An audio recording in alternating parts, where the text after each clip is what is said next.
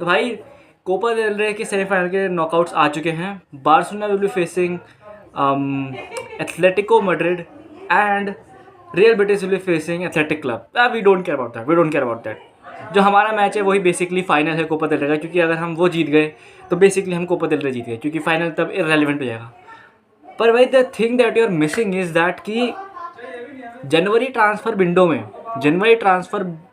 में Atletico Madrid ने एक बंदा साइन करा है अफ्रीका का, अटलांटा से। ठीक है, अब उसकी सी बताता हूँ मैं तुम्हें। लड़के का नाम है एडमोला लुकमैन, एफकॉन का मोस्ट गोल कंट्रीब्यूशन वाला बंदा। ठीक है, एफकॉन में सबसे ज़्यादा goal contribution, Europa League winner, Europa League के फाइनल में पहला बंदा जिसने यूरोपा लीग के फाइनल में हैट्रिक मारी है।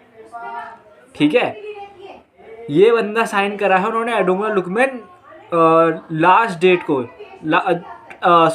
जनवरी की एंडिंग जब ट्रांसफर विंडो हुई तब साइन करा उन्होंने अटलांटा से। और बंदे ने अपने डेब्यू पे ही बेटिस पे 5-0 एथलेटिको को जितवा दिया, जिसमें 1 गोल और 1 असिस्ट था एडमोला लुकमैन का। तो एथलेटिको मैड्रिड ने तो अपना, जो एथलेटिको मैड्रिड का भी अटैक है वो सुनो। हम बहुत रियल मैड्रिड और बार्सिलोना कहते हैं ना, अब एथलेटिको मैड्रिड का एक बार अटैक सुनना। ठीक है, अल्वारेज, लुकमैन, ग्रीजमैन, सोरलॉथ, बायना, और कौन था, और वो दूसरा अर्जेंटीनियन कौन था यार, सोरलॉथ, अल्वारेज, अल्माडा और भी 1-2 थे, मेरे को अब याद नहीं आ रहा है। इतनी डेप्थ है अब एथलेटिको पे, इतने अटैकर्स हैं अब एथलेटिको पे।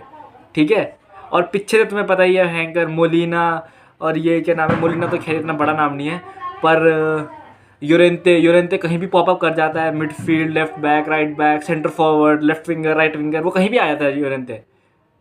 तो जो ये मैच है बार्सिलोना का कोपा डेल रे का, ये होगा 10 से 12 के बीच में, मतलब 10 से 12 जो भी डेट है उनके बीच में। और फिर सेकेंड लेग होगा कैंप न्यू में, स्पॉटिफाई में, मार्च में। ठीक है, और बट दिक्कत की बात ये नहीं कि एथलेटिको मैड्रिड इतनी बढ़िया है, दिक्कत की बात ये है कि पहला जो लेग होगा उसमें पेड्री नहीं होगा, और ऊपर वाला ना करे कि कोई और इंजर्ड हो जाए, क्योंकि आज बार्सिलोना खेलेगी मायोर्का के खिलाफ, है कि नहीं। पहला लेग होगा मेट्रोपॉलिटानो पे।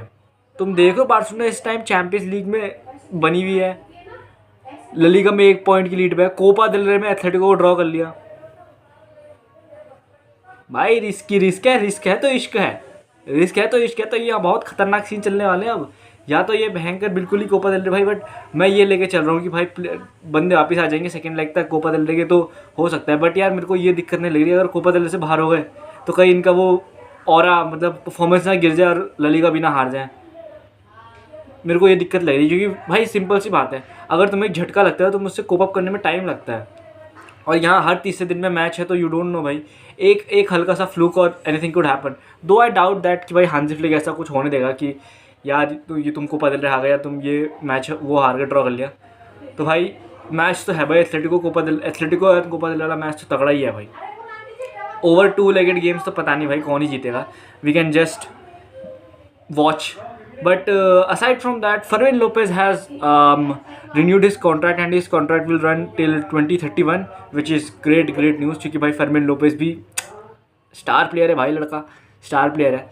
Fermin Lopez ने अपना कॉन्ट्रैक्ट रिन्यू कर लिया, और क्या है, what do I have to talk about? Yeah, essentially that's it. Bye bye.